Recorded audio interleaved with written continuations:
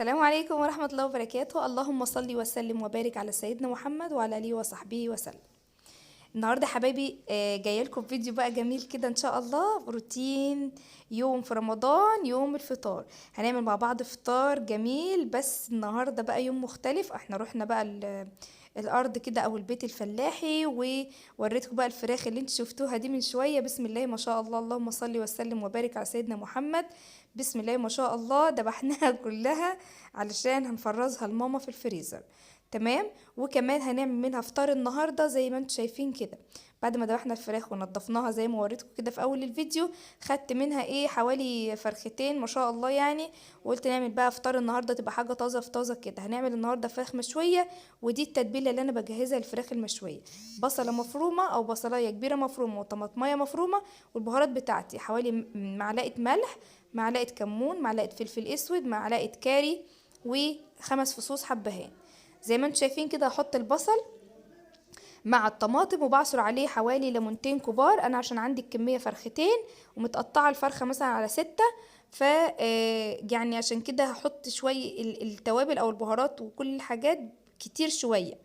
تمام. عايزه اقول لكم الفراخ انا كنت مقطعاها ازاي. انا مشرحاها كده بالسكينه زي ما انتم شايفين قدامكم، لان عشان ما تاخدش وقت معايا في التسويه بتاعتها، وكمان التتبيله تدخل في كل حته فيها. لان انا طبعا عبال ما روحنا وذبحنا ونضفنا وخلصنا وجينا بقى البيت هنا علشان نتبل وكده، كان فات تقريبا نص اليوم.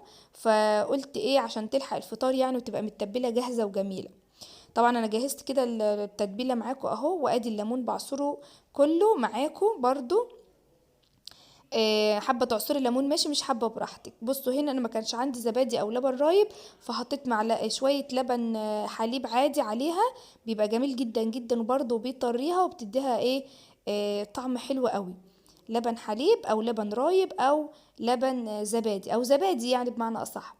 عايزه اقول لكم كمان، نسيت اقول لكم في الوصفه دي، انا حطيت برضو شويه زيت على التتبيله نفسها. حطيت عليها شويه زيت برضو، وابتدي احشي مش احشي اتبل بقى كل الفراخ اللي معايا كده بالتتبيله دي. يعني ادخل التتبيله كده في الفتحات اللي انتوا شايفينها دي زي ما انا بعمل كده بالظبط.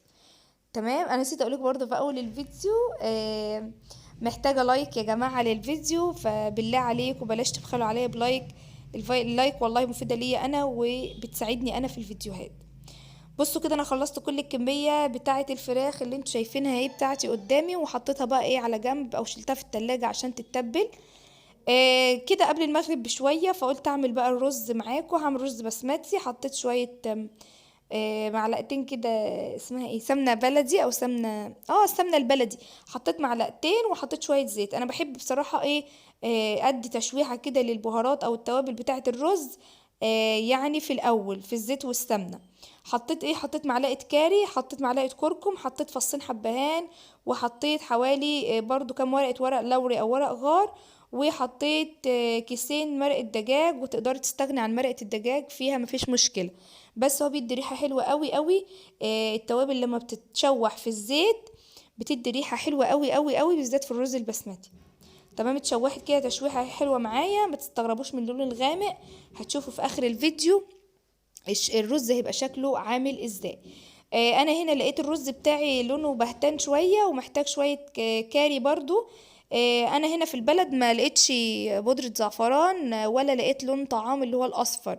فاضطريت ان انا احط كركم مش كاري، كركم. حطيت كركم، مع ان انا ما بحبش الكركم والله في الاكل، بس قلت بقى الموجود مفيش مشكلة ان نمشي بيه يعني نمشي الدنيا بيه. طبعا الرز هنا كان محتاج شوية ملح، طبعا حطيت له الملح بتاعه. اهو زي ما انتم شايفين. والمية بتبقى زيادة شوية عن الرز العادي. في الوقت ده كنت ولعت الفحم عشان الفراخ اللي هشويها. وسبت يعني اختي بقى طلعت، خليتها تطلع على السطح يعني بيهم. ولقيتها قلبهم قلبة كده الفراخ اهي. بعد طبعا ما اتبلت زي ما قلت لكم قبل الاذان تقريبا بساعه او ساعه وربع، بدأنا في شوي الفراخ، لان هما ما شاء الله كميه كبيره يعني بسم الله ما شاء الله. الفراخ اللي احنا كنا مقطعينها كانت كميه كبيره. والفراخ كمان تربيه بيتي، فيعني ما شاء الله لحمها ما اللي هو بياخد وقته، يعني عايز ياخد وقته في السوى ويستوي كويس جدا. تمام. وبدأت بقى ايه اظبط بقى، اشوف الناحية اللي فيها نار، اللي هي ناحية اروح حاطة فيها مثلا الحاجات النية اللي لسه ما استوتش قوي، والحاجات اللي هي بدأت تدخل في السوا احطها على جنب زي ما انتم شايفين. يعني بقيت اظبط لايه، لكل حتة في مكانها يعني. تمام. زي ما قلت لكم النهارده يوم كده قلنا نقضيه نواشف كده، ويبقى ايه، حاجة مختلفة. احنا في الصيام يعني وكده، وحاجة جديدة يعني، فعملنا الأكلة دي، وبصراحة كلهم كان نفسهم فيها، فقلنا خلاص نعملها. والحمد لله يعني احنا ما اشتريناش حاجة من بره، كل حاجة في بيتنا ما شاء الله. يعني ربنا يجعل بيوتكم جميعا يا رب عمار، وبتكون مليانة بالخير، اللهم امين يا رب. وايه، وزي ما انتم شايفين كده ما شاء الله الفراخ دي تربية ايدينا يعني، خير بيتنا يعني ما شاء الله. الفراخ بنجيب مثلا كمية فراخ او بنجيب عدد، وماما بتربيهم. بنبقى عارفين مأكلينهم ايه ومشربينهم ايه وكمية عاملة ازاي. اللهم صل على النبي، اللهم صل على النبي. اللي في الفيديو دول كمية حلوة يعني، و بنذبحهم مثلا كلهم مرة واحدة، وبننضفهم او بنظبطهم يعني كلهم مرة واحدة. وايه، وبنحط وبناخدهم مثلا بعد ما يتغسلوا ويتنضفوا كل حاجة، بنقسمهم مثلا في اكياس، نحطهم في الديب فريزر عند ماما هنا، تسحب منهم في الوقت اللي هي عايزاه، عشان هما لما بيكبروا زيادة عن اللزوم بيبقى طعمهم اللحم بتاعهم بيبقى ايه، ناشف كده. احنا بنحب اللحم يكون حلو يعني، يبقى طري. فبنسيبش الفرخة ان هي تستوي يعني ايه زيادة عن اللزوم، او تكبر زيادة عن اللزوم. فاحنا ايه بنظبطها بس كده في تكبر، مجرد ما تكبر على طول ايه بنروح دبحينها على طول. بصوا بقى هنا بعد الفرن قال الرز ما اتشرب، حطيته على عين قليلة صغيرة، ووطيت عليه وقلبته تقليبه زي ما انتم شايفين. بصوا كده عملت سلطة الطحينة كمان بس ما صورتهاش، وعملت كمان تومية انا اللي بحبها بصراحة فما صورتهاش.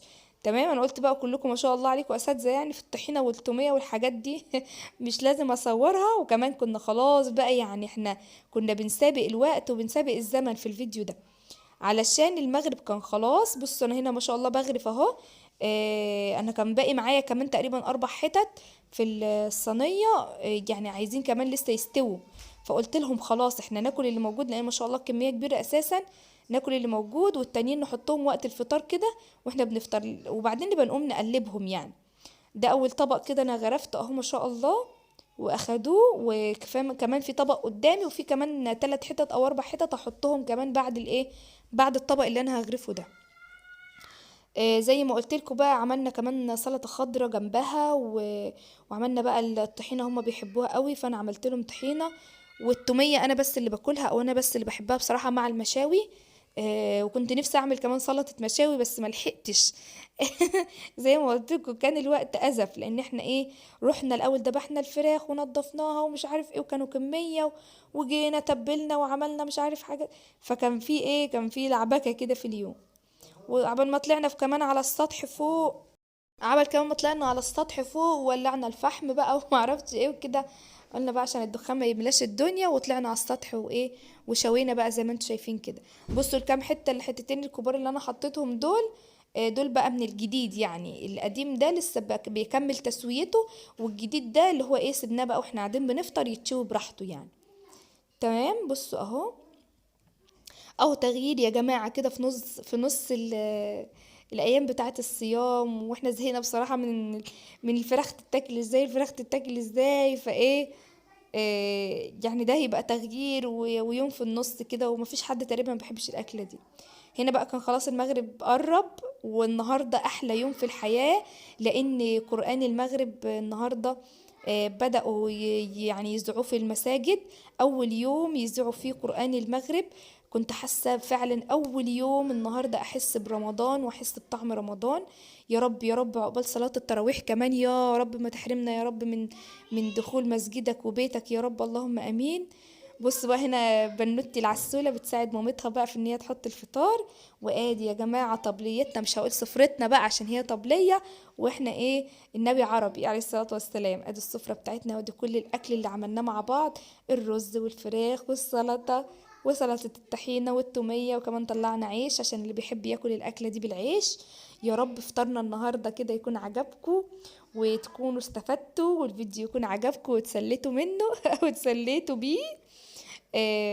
مستنية رأيكم يا حبايب قلبي وكومنتاتكم اللي بتفرحني. اشوفكم على خير في فيديو جديد. سلام عليكم ورحمة